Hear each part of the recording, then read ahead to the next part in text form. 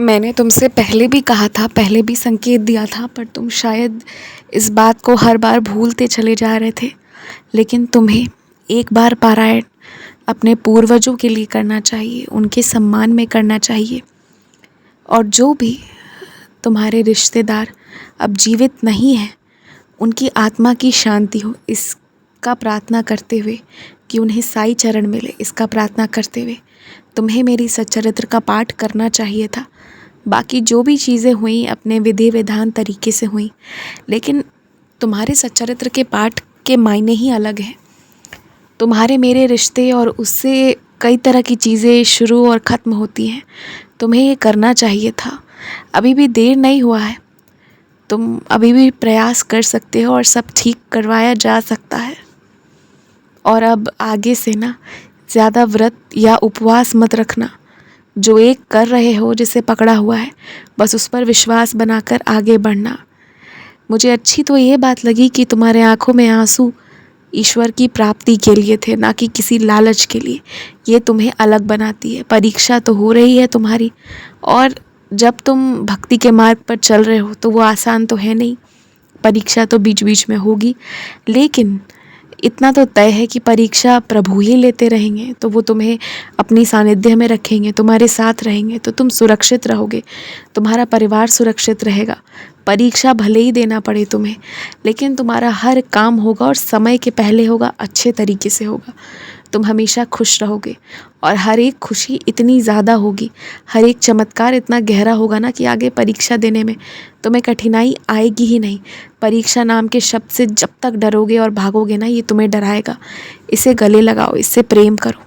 और एक बात सुनो, जब सुबह सुबह खरीदारी करने जाते हो ना, तो किसी से पूछने के पहले एक बार वो जो भी सामग्री बेच रहा हो, फल फूल सब्ज़ी, उसकी ओर दृष्टि डाल लो।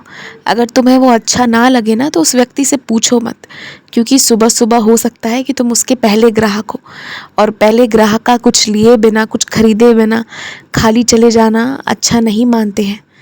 कई लोगों के मन में फिर ये भावना होती है कि उनका पूरा दिन खराब जाएगा। तो तुम किसी की खराबी का कारण क्यों बनोगे?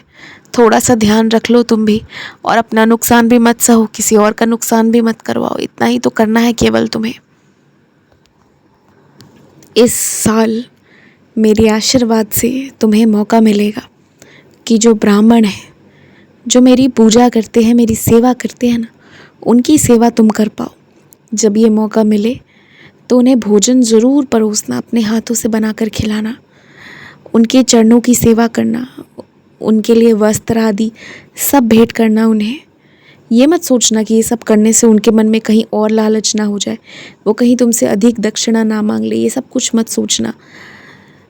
एक इंसान हो, एक मनुष्य, साधारण इंसान होने के नाते हो सकता है एक पल को उनके मन में ऐसा आए, मगर उनके भीतर बसे उस ईश्वर जो इतने जागृत है ना, उनकी कृपा से वो स्वयं तुम्हारे अच्छाई की जब भीख मांगेंगे ना, तो सब ठीक हो जाएगा तुम्हारा। तुम्हें घबराने की, चिंता करने की ज़रूरत नहीं है। और ना ही ये सोचना है कि कहीं तुम्हारे दुश्मन पंडितों को, ब्राह्मणों को गुमराह करके तुम्हारे लिए गलत पूजा करवा दे, तो फिर क्या होगा?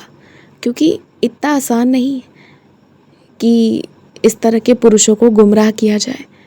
उनकी दिव्य दृष्टि सब समझती है, उन्हें पापियों का खौफ नहीं, क्योंकि महादेव की इतनी कृपा है उन पर। हर कोई गलत पूजा नहीं करेगा।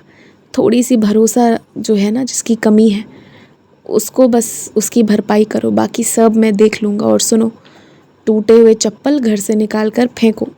घर में ऐसा कोई सामान मत रखो जिसका उपयोग नहीं हो रहा है सालों साल से, उसे हटा दो।